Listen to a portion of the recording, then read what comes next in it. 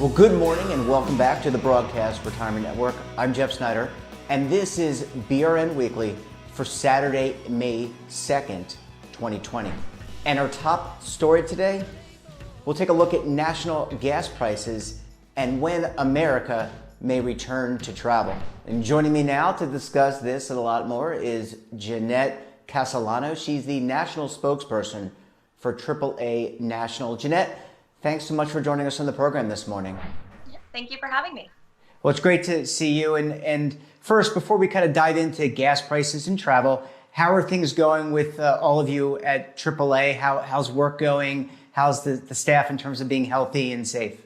Yeah, we're all here and moving along, and of course, ready to assist our more than 60 million members, whether that's with travel assistance. We've had a lot of phone calls, of course, with concerned members who don't know what to do about trips and either postponing, canceling, or should they rebook trips. And at the same time, we're at the roadside ready and willing to help anyone when they have a dead battery, need the jump or some issues with their vehicle. So we're moving along just as well as we can there for all of our members. Yeah, and you guys have been around for a wonderful long time. You have a great membership. So let's jump right in. Gas prices have really dropped over the last couple of weeks since we've all been quarantined and not driving. But what can you tell us when you take a look at what's happening nationally here in the United States? Yeah, cheap, right? That's the word. Gas prices are cheap no matter where you go. California is typically one of our most expensive states, and while they are expensive, more than $2 today, they're still over $1 cheaper compared to last year. Last year at this time, they were at $4 a gallon. So today's national average is $1.76. At our highest point this year, we were about 80 cents more. So, national level, we're seeing a lot of savings. And that's because, as you said, a lot of people are staying at home. So demand has dropped. And as demand drops, that just means that our stock levels go up. We're just not eating away at the level of stocks that we typically would at this time of year. So gas prices are cheap. But another factor, too, is crude oil. Crude oil accounts for about 60% of the retail price. And when crude's cheap, that's a driving factor in terms of why gas prices are cheap. And, crude's selling for less than $20 a barrel. And those are numbers we haven't seen since the 1960s in decades. So really, it's all creating a perfect storm due to COVID-19 that gas prices are cheap. Yeah, and I guess that's in some ways good for consumers. Bad news for gas stations and oil companies, but hopefully things will rebound. We're in the spring season. Baseball was supposed to start. Normally we'd have baseball, we'd have school trips or spring break where kids would be home with their parents or going on road trips. And then we've got the Memorial Day weekend coming up in 3 or 4 weeks. When you look at travel, how do you think travel will be affected by what's going on? I mean, obviously are they canceling trips? Are they delaying trips? What are your members telling you? Yeah, so I would say, end of January, beginning of February, when COVID-19 and started to become a concern, and then especially in March with the stay-at-home orders or, shelter-in-place orders put in place, we definitely saw a major shift in travel. People postponing trips or canceling trips. And we're not seeing a lot of travel right now because everyone is staying at home. So when we do start venturing out again, it's going to be very different. AAA expects that most people will want to travel, but it's going to be more of a return to domestic travel. And some of that could very well be regional travel. People may not be ready right away to get on planes, or everyone may not be ready to get on planes. So we can see a lot of regional travel and also the resurgence of the road trip. Americans always love the great road trip, right? Like, let's get in the car, let's get to, go where we're going. So we anticipate that happening again, and a lot of people taking to the road to explore America or to explore their own backyard when they are comfortable and it's safe to travel. Yeah, I wonder if, the RV has seemed to be making a comeback in the last couple of years. A lot of people, especially younger people, using RVs and living out of them and traveling around the country. And I hope you're right. I hope people kind of get back to exploring the United States and seeing, things like Mount Rushmore and all the great monuments and areas. But do you get a sense that, we don't know really when this is all going to end. We know that governors are taking a look at opening up certain areas. And I'm wondering if, if there are going to be some limitations about going, I live in New York, you're in Washington, D.C., are there going to be limitations about getting into different states? Is that going to require the 14-day quarantine? How's all that going to work out? But I would assume, Jeanette, that is going to have an impact on what we do from a traveling perspective. There are definitely a lot of questions that are out there unanswered as what's going to happen when we return. Can we travel from state to state? Weeks ago, we did see that some states were stopping people at borders and, issuing these 14-day quarantines if you were coming from another state. Not seeing that necessarily as much now, but, as we start to travel again, could those be reinforced? Can we start to hear things about that? That is a possibility. It's just kind of one of these wait and see games as we and the country starts to lift some of these stay-at-home orders or businesses come back to open. But really, it's also going to be a matter of when Americans are comfortable. We know they want to travel, but when are they going to be comfortable traveling? Yeah, I'm certainly thinking about all the service industry people, the people that work at hotels. They work for the airlines. If the airlines are cutting back travel, they don't need as many travel attendants. They don't need ticket agents. All these people have really been impacted negatively, as have many other Americans, but especially the service industry impacted by what's going on. And I'm hopeful, and I think we're all hopeful, that they can get back to some normality. And so maybe, we always talk about during this crisis about giving back to our local communities. This is another way to give back, to plan some travel, maybe do a road trip, maybe go fly somewhere to visit family when this is all over, but to grace hotels in different areas with your presence so that we can kind of help uplift everybody. Yeah, certainly. The decision to travel is a personal one. So when you are ready to make that decision and hit the road or get on a plane, and supporting your local community or traveling to another state within, the United States, I think that'll be a great thing we can do to bring travel back to what it was pre-COVID-19. Yeah. Well, Jeanette, always a pleasure speaking with you. Thanks so much for sharing some great insight. And let's hope that we get back to traveling very soon and get to some level of normalcy. Thanks so much for joining us on the program this morning. Look forward to having you back very soon. Sounds good. Thanks. Thanks, Jeanette. Great to see you. Stay safe, and we look forward to having you back on the program very soon. And when we come back, we'll take a look at the best segments and shows for the week. So stay tuned right here on BRN Weekly.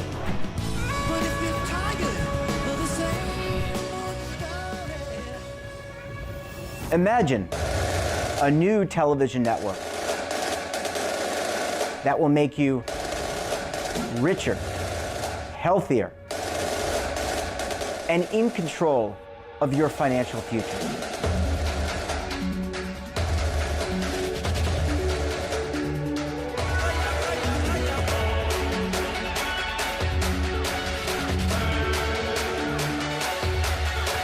This network is for the policewoman in Nashville, Tennessee, the baker in Dubuque, Iowa, the teacher in Lexington, Kentucky. We want to make the idea of savings and retirement culturally relevant. But what do you see as a defining issue of the midterms? Especially for the smaller businesses. I mean, they are the lifeblood of the American economy.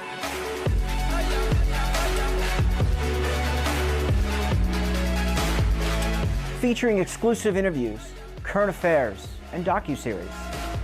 33 years old, you retired early. The philosophy is money only matters if it helps you live a life that you love. But you got to start thinking about retirement as soon as you get in. The Broadcast Retirement Network will drive very high engagement with premium partnerships. So this isn't retirement and savings for your parents or grandparents. This is for all Americans. And we're going to change the way you think about money.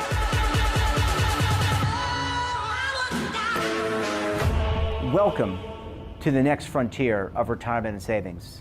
This is BRN, the Broadcast Retirement Network. The windows on our homes, they protect us and the ones we love, but they do much more. At Renewal by Andersen, making your home more comfortable is at the center of every window we make. It's why we custom build our windows in America and install them in as little as 1 day. It's why we build our frames with exclusive Fibrex composite material that's 2 times stronger than vinyl. It's why our glass helps keep your home warmer in winter, cooler in summer, and quieter all year long. It's why we stand behind every window with a 20-year limited warranty. Why not help lower your energy costs while giving your home and family the best?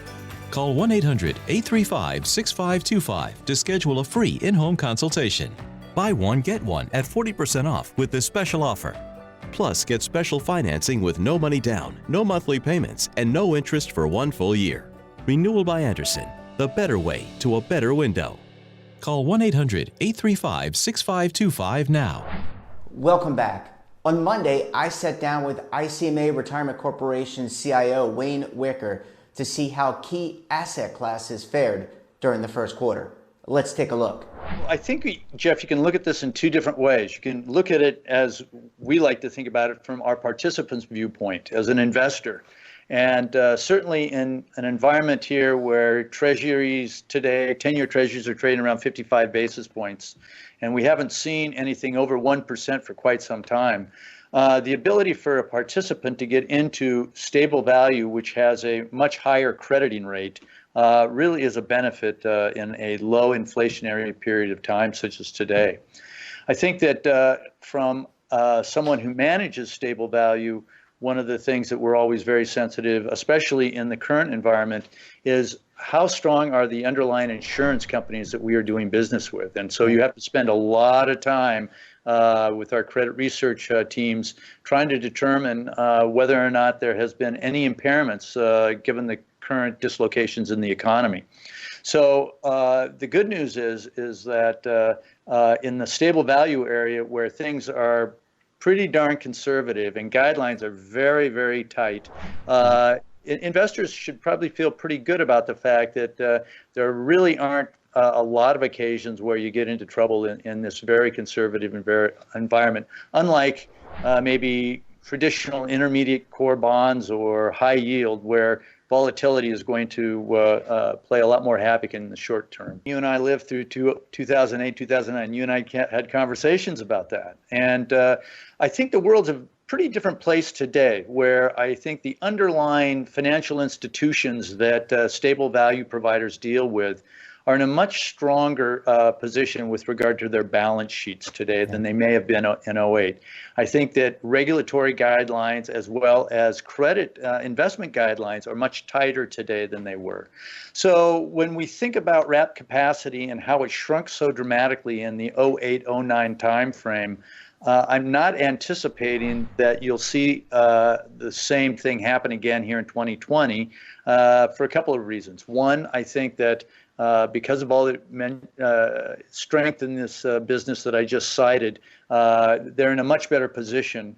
And two, I think that given the type of crisis we're going through at the moment, we'll probably have the ability to come out the other side quicker than the unknown period of time in 08, 09 timeframe that we lived through. I think in the target date space, one of the most important things that those portfolio managers do is to develop that glide path. And, the slope of the glide path, and it's changed and evolved a lot over the last couple of decades, has been one of the biggest, I think, improvements probably for target date investors. So on the short end, for those that are getting more prepared for retirement, I think we've taken exposures in general down in terms of risky assets. On the longer term end, I think people are more willing to put even more equities than they originally did. So as much as it is the underlying asset categories that I think can help or hurt a target date fund family, it's maybe the slope of the glide path and the philosophy they have in terms of what they're trying to achieve in different economic environments, such as the one we're in right now. I think that especially in a low interest rate, low income environment like the one we have today, it's an ongoing problem that we've had over the last few years, where people who have to live on that interest income are having a harder time finding that. If you can develop a product that provides maybe a floor on that or has supplemental ways to add to that income without taking inordinate amount of risk, certainly that is ideal. And I think that all target date fund families, as well as a broader array of financial service companies, are all looking to populate that category and improve them over time, I think. And on Thursday, I sat down with Georgetown University's Center for Retirement Initiatives, Angela Antonelli, to talk about America's financial fragility. Let's take a look. Well, I think the biggest thing, as we've been dealing with this horrible pandemic and the economic fallout, is that for a lot of us working on economic issues like retirement security, we were sounding the alarm even before COVID and the pandemic and the subsequent economic fallout. We were already sounding the alarm about how financially fragile so many American families are today. In doing that, things that we were talking about, for example, is, people don't have $400 to address a short-term emergency. They'd have to take out a payday loan or go to some family member. The levels of consumer debt, student loan debt that's strangling our younger generation, people really living paycheck to paycheck. So, while we're hearing a lot today and the president is saying, strongest economy before this all happened, well, the reality is one might question just how deep and rich that economic security really was pre-COVID-19, because we now see with what's happened, it's only helped to underscore and show that the alarm that we were sounding pre-COVID is indeed a reality, as we see so many Americans now losing their jobs, and in losing their jobs, how very quickly they're unable to pay their mortgages. We see, as part of the stimulus package, the need to get money out to these families, these cash infusions. We see the forgiveness and forbearance with respect to mortgages and student loan debt. So clearly, it only seems to show that given the actions government has now had to take in the wake of the COVID-19 pandemic, that clearly the alarms we were sounding about financial fragility are in fact the case. And the question is, now we're trying to deal with that. And what are the steps that we take forward as we emerge from this to maybe hopefully have learned something from this? Because shame on us if we come out of this situation and not learn and do some things that over the long term is really going to strengthen the economy. Because it's not just people having jobs, it's being able to pay their bills, to be stronger economically and from overall financial well-being perspective. And if we address some of these short-term issues, it's going to help strengthen retirement security in the longer run, because these are the things that are stopping so many families from being able to save for retirement today, before COVID, and now certainly retirement savings we're seeing even for those who do have retirement savings. What do we see in the stimulus package? It's allowing people to tap that retirement savings to be able to get through this period.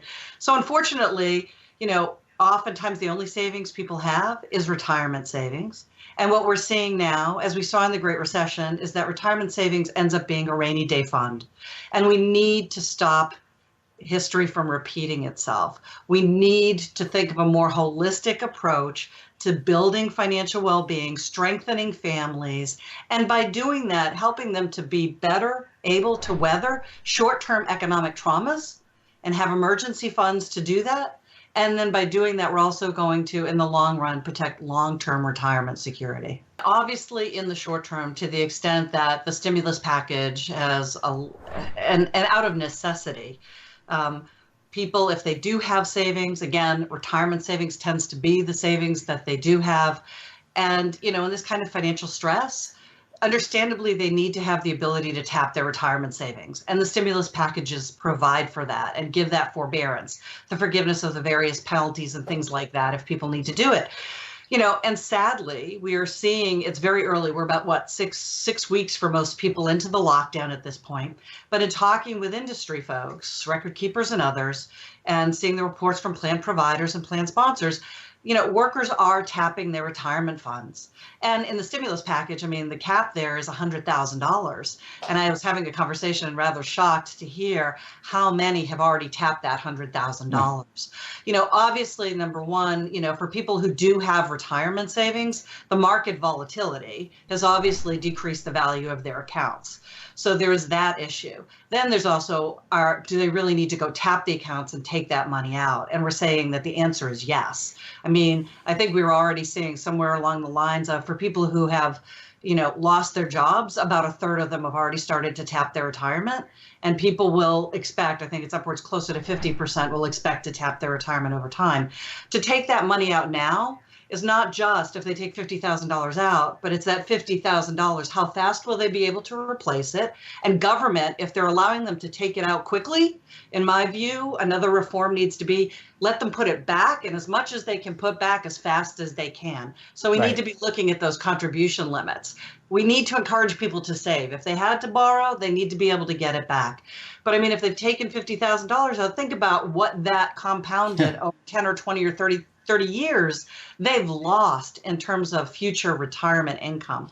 So they've lost that income. And, from a policymaker's perspective, it's a serious consequence for the economy because we're paying now for multi-trillions of dollars of economic stimulus, cash infusions to people, allowing them to tap their retirement accounts, the various, losses and tax benefits and that, to the government.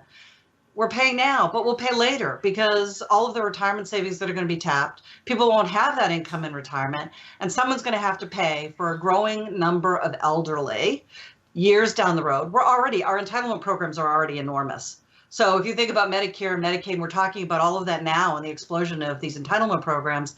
Think about that as we have demographically an increasingly aging population, the Great Recession, the Great Pandemic, attacking retirement plans. We're going to have an elderly population that really has insufficient retirement income, and someone has to pay for it. So we're paying short term. We're going to be certainly paying for it long term. But the impact on retirement security is incredibly damaging. And we need to understand that. And we need to not only do the things in the short term that allow people to tap those savings, but we need to make it as easy as possible in the future for people to put that money back and for employers to be able to cover their workers and allow them to save when the economy recovers.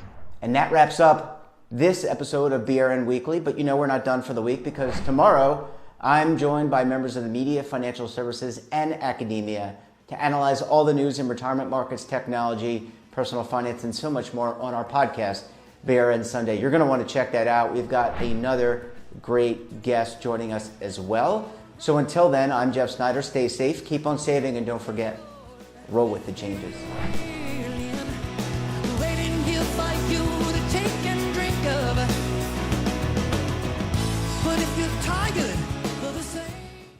Attention! The Centers for Medicare and Medicaid Services has officially authorized new benefits that Medicare Advantage plans may include. To get the benefits you deserve, you can call the Medicare Coverage Helpline. Hi, I'm Joe Namath. If you're on Medicare, this is important information. I called the Medicare Coverage Helpline and they instantly looked up my coverage. In this one simple call, they offered to enroll me in a plan that includes rides to medical appointments, private home aides, doctors and nurses' visits by telephone, and even home-delivered meals.